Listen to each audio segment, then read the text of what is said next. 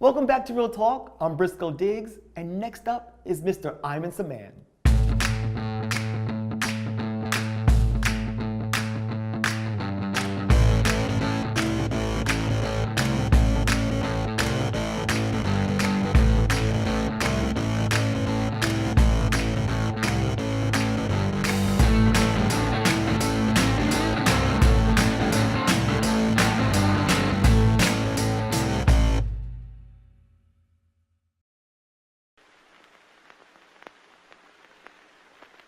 Thank you, sir, for being with us. Oh, absolutely. My pleasure, Briscoe. Thank you. So let's get right into it. What drew you into becoming an entertainer?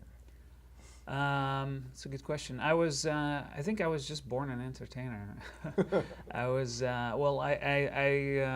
was the first child in my family. So my grandparents, I was like their, spoiled brat, and so they spent a lot of time with me because I was their first grandchild. And my grandfather was very entertaining. He liked to tell jokes and to be like the center of attention whenever there was a group of people, and I always looked up to him. So you grew up in Cairo. You were an indie rock star. Tell me about that. Yeah, that was crazy. So in high school, I was introduced to heavy metal when I was a junior in high school through a friend of mine's older brother. He was like a diehard heavy metal fan. And so I kind of liked that style of like music. It was angry, it was like violent, and I was a teenager, so it really worked perfectly with me because Egyptian music at the time was all about love and yearning and stuff like that. And as a teenager, that didn't really cut it for me. So I started dreaming of having my own band one day. So when you got to the United States, what were your inroads into acting? How did you start? Well, when I moved to the States, I was still in a musician mindset. So I joined bands in Chicago. I played heavy metal, and then eventually joined a slightly lesser violent type of band, where it was like more like garage rock and rock and roll. It was called the Emerald Lizards, and we released an album together. But during that period, we were together for 5 years, and we toured around the Midwest.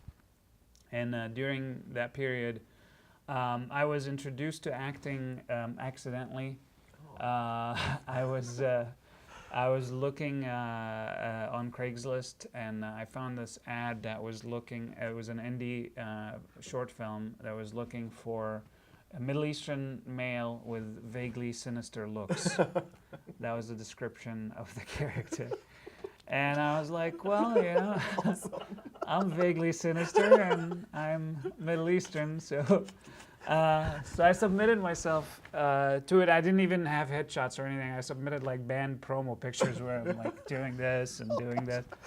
And they actually asked me to come in for an audition. And I didn't know what an audition was. They sent me the sides, and I was like, okay, I'll memorize the lines. And I went in and I auditioned, and the director kept asking me to do it differently. And he kept giving me directions, and I was like, oh, I must really suck. Like, he doesn't like anything that I'm doing. Not knowing that when they actually do that, they kind of like you. They just want to see what they can what they can get out of you. Eventually, I got cast for that. The short film was called The Arab, and it was a relatively professional production.